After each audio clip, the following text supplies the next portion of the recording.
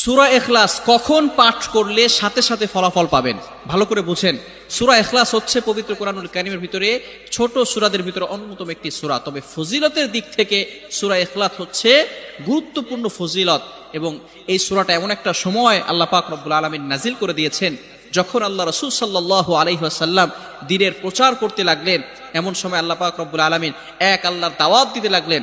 তখন কাফেররা আল্লাহ রাসূল সাল্লাল্লাহু আলাইহি সাল্লামকে কোশ্চেন করলো যে, মুহাম্মদ, তুমি তো এক আল্লাহর দাওয়াত দাও, আমরা তো কোটি কোটি দেবতার পূজা করি, তারা আমাদের সমস্যার সমাধান করতে পারে না। তুমি যে আল্লাহর দাওয়াত দাও সেই আল্লাহ কয়জন এবং সেই আল্লাহর সন্তান আছে কিনা?